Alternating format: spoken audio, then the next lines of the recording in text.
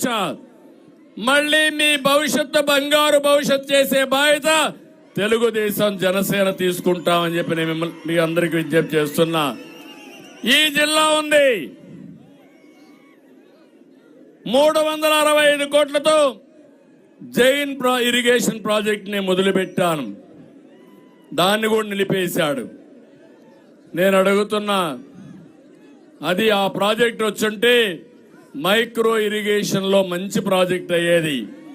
నేనున్నప్పుడు రాయలసీమకి ఈ కరువు ప్రాంతాలకి 90% సబ్సిడీతో డ్రిప్ ఇరిగేషన్ ఇచ్చారు. ఈరోజు ఉందా తమ్ముళ్ళు అని మిమ్మల్ని అడుగుతున్నా. మళ్ళీ హామీ ఇస్తున్నా. ఇప్పుడే శ్యాంబాబు అడిగినట్టు మళ్ళీ 90%తో డ్రిప్ ఇరిగేషన్ ఇచ్చే, సబ్సిడీతో డ్రిప్ ఇరిగేషన్ ఇచ్చే బాధ్యత నాదని మా రాయలసీమ ప్రజలందరికీ తెలియజేస్తున్నా.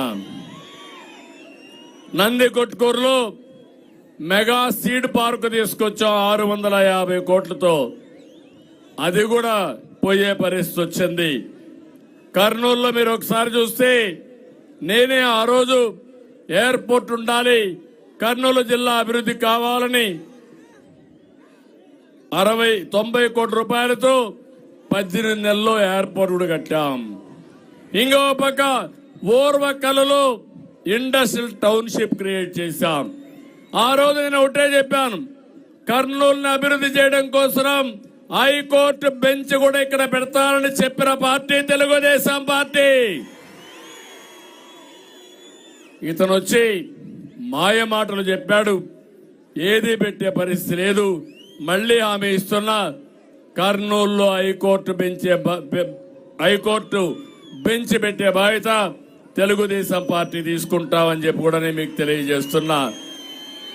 ఈ రోజు ఇక్కడ నేను చూస్తున్నాను, విండ్ ఎనర్జీ, గాలితో కరెంటు తీయడం. ఈ కర్నూలు జిల్లాని సోలార్ గాని విండ్ ఎనర్జీ గాని చేసి మీకు ఎలాంటి ఇబ్బందులు లేకుండా చేయాలని, కరెంటు ఛార్జీలు తగ్గించాలని ఆలోచించాను. నేను ఈరోజు అడుగుతున్నా మిమ్మల్ని, ఈ ముఖ్యమంత్రి చెప్పింది కరెంటు ఛార్జీలు తగ్గిస్తానని చెప్పాడు. తగ్గించాడా తమ్ముళ్ళు అని మిమ్మల్ని అడుగుతున్నా. 9 సార్లు పెంచాడు, అవునా కాదా అని మిమ్మల్ని అడుగుతున్నా. ఒకప్పుడు 200 రూపాయలు కరెంటు ఛార్జీ, ఇప్పుడు ఎంత ఉందా అని మిమ్మల్ని అడుగుతున్నా. 1000 రూపాయలు అవునా కాదా అని మిమ్మల్ని అడుగుతున్నా. అంటే ఇష్టానుసారంగా కరెంటు ఛార్జీలు పెంచి అవినీతికి పాల్పడి మిమ్మల్ని అందరినీ దగా చేసే పరిస్థితికి వచ్చాడు. మళ్ళీ హామీ ఇస్తున్నా, కరెంటు ఛార్జీలు పెంచకుండా నాణ్యమైన కరెంటును మీకు ఇచ్చే బాధ్యత తెలుగుదేశం పార్టీ తీసుకుంటామని మీ అందరికీ హామీ ఇస్తున్నా. ఇంకో పక్క ఈ కర్నూలు జిల్లాలో సోలార్ విండ్ కరెంటు తయారు చేస్తాం, పంప్డ్ ఎనర్జీ కూడా పెడతాం. సబ్ స్టేషన్ వారిగా కరెంటు తయారు చేసుకుని అక్కడనే సమర్థవంతంగా ఎంత కరెంటు వినియోగానికి కావాలనో ఇచ్చే బాధ్యత తెలుగుదేశం పార్టీ తీసుకుంటామని కూడా మీకు హామీ ఇస్తున్నా.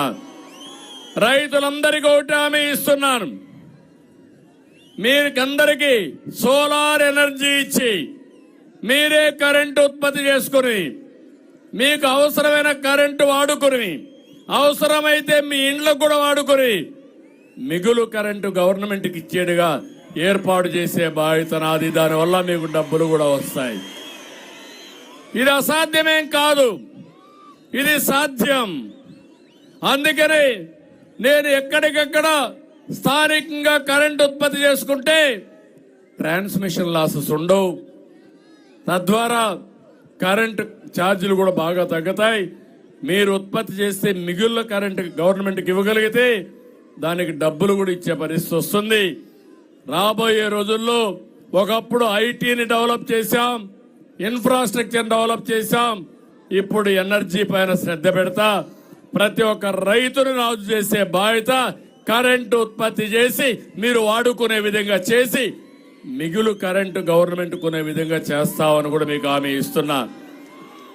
ఏం తమ్ముళ్ళు మీరందరూ చూశారు, ఆ రోజు ఈ ముఖ్యమంత్రి మద్యపాన నిషేధం చేస్తా అన్నాడా లేదా? చేశాడా మద్యపాన నిషేధం? కానీ మా తమ్ముళ్ళు కొంతమందికి బలహీనత తెచ్చాడు, మా తమ్ముడు తెచ్చాడు పాపం.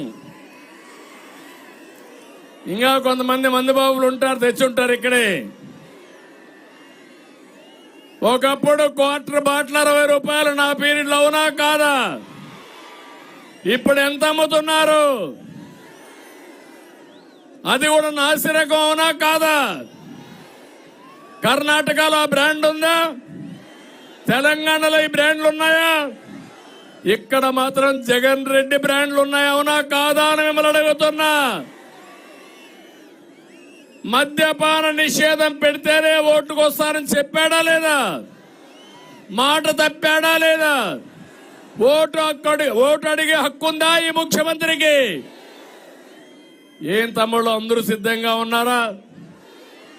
నేను అడుగుతున్నా, 150 రూపాయలు ఎవరికి పోతుందా? డబ్బులు ఎవరికి పోతుంది? ఎవరికి పోతుంది? అంటే మీ రక్తాన్ని తాగే జలగా ఈ జగన్మోహన్ రెడ్డి. కోపం లేదా మీకని అడుగుతున్నా నేను. ఇప్పటికైనా మీరు ఒక ఆలోచన వచ్చిందా అని మిమ్మల్ని అడుగుతున్నా.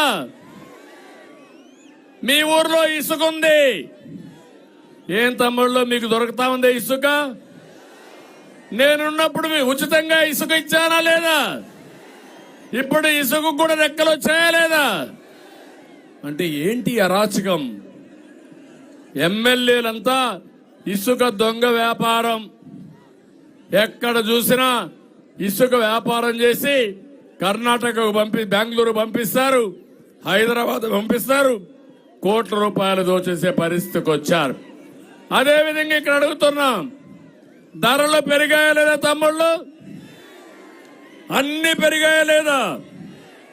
నిత్యావసర వస్తువుల ధరలు పెరిగాయి, ఆర్టీసీ రేట్లు పెరిగాయి, కరెంటు ఛార్జీలు పెరిగాయి, పన్నులు విపరీతంగా పెరిగి కడాన ఎంతవరకు పెరిగిపోయాయంటే చెత్త మీద కూడా పన్నులేసే పరిస్థితికి వచ్చారని చెప్పి కూడా నేను మీకు తెలియజేస్తున్నా. నేను ఒకటే ఆలోచించాను, రాయలసీమ ఒకప్పుడు రతనాల సీమ, నీళ్ళిస్తే బంగారు పండించే రైతాంగం. అందుకే ఇక్కడ మీరు చూసినప్పుడు అన్ని ప్రాజెక్టులు నేను ప్రారంభించాను.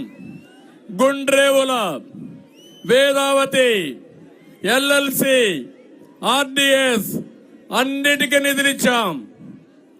ముఖ్యంగా మీరు ఆలోచిస్తే ఇక్కడ ఈ ప్రాంతంలో ఈ ప్రాజెక్టులు వస్తే తప్ప నీళ్లు రావు. రాఘవేంద్ర ప్రాజెక్టు, గురు రాఘవేంద్ర ప్రాజెక్టుకి 1800 కోట్లు ఖర్చు పెట్టిన పార్టీ తెలుగుదేశం పార్టీ, అవునా కాదా అని మిమ్మల్ని అడుగుతున్నా. ఇంకో పక్క డోను పత్తికొండలో నీళ్లు తేవడానికి హంద్రి నీవా ద్వారా లిఫ్ట్ ఇరిగేషన్లు పెట్టి 60 చెరువులకు నీళ్లు ఇవ్వాలని 250 కోట్ల రూపాయలు శాంక్షన్ చేశాం. 70% పూర్తయింది. కేఈ కృష్ణమూర్తి గారు ఎప్పుడు అడిగేవారు, ఈ రోజు జరిగిందా తమ్ముళ్ళు అని అడుగుతున్నా మిమ్మల్ని. మళ్ళీ హామీ ఇస్తున్నా, ఈ హంద్రి నీవా లిఫ్ట్ ఇరిగేషన్ ద్వారా నీళ్లిచ్చే బాధ్యత నాది. అన్ని చెరువులకు నీళ్లు ఇస్తామని మరొకసారి హామీ ఇస్తున్నా. వేదావతి కూడా పూర్తి చేసి తద్వారా ఆలూరు గాని ఈ మెట్ట ప్రాంతాలు బాగుపడతాయి. నేను ఒకటే ఆలోచించాను, రాయలసీమకు నీళ్లు రావాలంటే శ్రీశైలం దగ్గర నుంచి రావాలి, అదే మరి తుంగభద్ర దగ్గర నుంచి రావాలి. ఈ రెండు పైన కూడా ప్రాజెక్టులు కడుతున్నారు. అందుకే గోదావరి నీళ్లు రాయలసీమకు తేవాలని నా సంకల్పం. పట్టసీమలో 120 టీఎంసీ నీళ్లు తీసుకొచ్చి కృష్ణా డెల్టాకి ఇచ్చి ఆ నీళ్లు శ్రీశైలం నుంచి రాయలసీమకి ఇచ్చాను. అన్ని ప్రాజెక్టులు పూర్తి చేశాను. ఇంకో పక్క ఆలోచిస్తే గోదావరి నీళ్లు బనక చెర్లకు తీసుకొచ్చి తద్వారా రాయలసీమను అనుసంధానం చేసి ఒక్క కర్నూలు పార్లమెంటుకు మాత్రం ఇబ్బంది ఉంది కాబట్టి ఆర్డీఎస్, గురు రాఘవేంద్ర, లేకపోతే గుండ్రేవుల ఎల్ఎల్సి ఇవన్నీ పూర్తి చేసుకుంటే దీనికి కూడా ఇబ్బంది ఉండదని ఆలోచించాను. అన్ని పోయే పరిస్థితికి వచ్చింది. మళ్ళీ ఒకే మాట హామీ ఇస్తున్నా, గోదావరి జలాలను రాయలసీమకు తీసుకొస్తాం. ప్రత్యేకంగా కర్నూలు పైన శ్రద్ధ పెడతారు. కర్నూలుకు నీళ్లు తెచ్చి ఈ ప్రాంతంలో వలసలు నివారించడమే కాకుండా మీ జీవితాలకు వెలుగు తీసుకొచ్చే బాధ్యత తెలుగుదేశం పార్టీది. ఇలాంటి పనులన్నీ చేయాలంటే మీలో కూడా ఒక మార్పు రావాల్సిన అవసరం ఉంది. అందుకే నేను మిమ్మల్ని అందరినీ కోరుతున్నా, ఈరోజు కొత్తగా ఒకసారి చూస్తే జగన్మోహన్ రెడ్డి చెప్తున్నాడు, ప్రజలే నా స్టార్ క్యాంపైనర్స్ అని.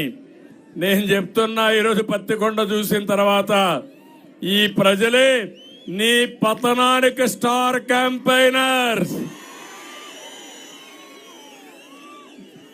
ఈ రాష్ట్రంలో 5 కోట్ల మంది నీ బాధితులే.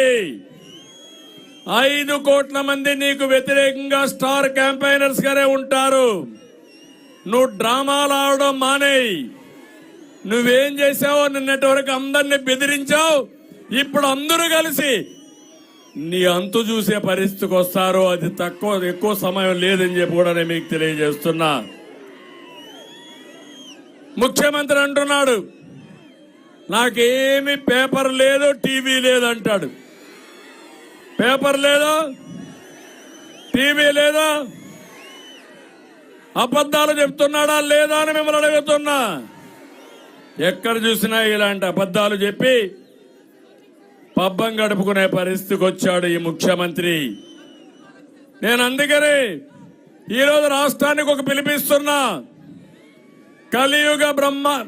కలియుగ భస్మాసురుడు ఈ జగన్మోహన్ రెడ్డి. ఆ రోజు శివుడు వరమిచ్చినట్టు ప్రజలు మీరు వరమిచ్చారు ఈ భస్మాసురుడికి. మీ ఓటుతో అధికారం వచ్చి మీ నెత్తిన చేయబెట్టే పరిస్థితికి వచ్చాడు. ఇప్పుడు నేను ఒకటే కోరుతున్నా, రేపు ఎన్నికల్లో మళ్ళీ ఆ ఓటుతో ఈ భస్మాసురుడిని వధించే బాధ్యత మీ అందరికీ ఉంది. సిద్ధంగా ఉన్నారా అని చెప్పి మిమ్మల్ని అడుగుతున్నా. తమిళలో ఇదే కాదు, ఈరోజు నేను ఒక నిర్దిష్టమైన ఆలోచనతో వచ్చాను. భవిష్యత్ గ్యారంటీ కింద సూపర్ 6 మీకు ఇచ్చాను. అందులో మొట్టమొదటిది మా ఆడబిడ్డల కోసం ఇచ్చాను మహాశక్తి ప్రోగ్రాం. ఆడబిడ్డ నిధి కింద ప్రతి ఒక్క మహిళకి 1500 రూపాయలు ఇచ్చే బాధ్యత నేను తీసుకుంటానని చెప్పి నేను మీకు తెలియజేస్తున్నా. ఇంట్లో ఎంతమంది ఉంటే అంతమందికి ఇస్తాం. తల్లికి వందనం కింద ఇంట్లో పిల్లలందరినీ చదివించే బాధ్యత, ఒక్కొక్కరికి 15,000 ఇచ్చే బాధ్యత తెలుగుదేశం పార్టీ తీసుకుంటాం. మూడోది, ధరలు పెరిగాయి, ధరలు తగ్గిస్తాం.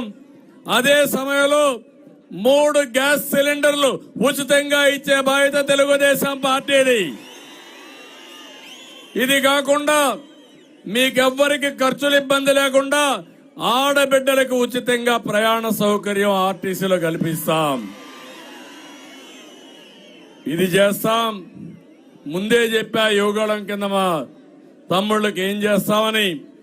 రైతుల కోసం అన్నదాత కింద 20,000 రూపాయలు ఇస్తాం. మళ్ళీ డ్రిప్ ఇరిగేషన్ తెస్తాం. 90% సబ్సిడీ ఇస్తాం. రైతుల్ని పూర్తిగా ఆదుకునే బాధ్యత తెలుగుదేశం పార్టీది. ఇంటింటికి సురక్షిత మంచినీటి పథకం తీసుకొచ్చి ప్రతి ఒక్క ఇంటికి కూడా కొళాయి ద్వారా, ప్రొటెక్టెడ్ వాటర్ స్కీమ్ ద్వారా నీళ్లు ఇస్తామని చెప్పి కూడా నేను మీకు తెలియజేస్తున్నా. బీసీల కోసం ఏదైతే బీసీ రక్షణ చట్టం తీసుకొస్తాం, సబ్ ప్లాన్ పెడతాం.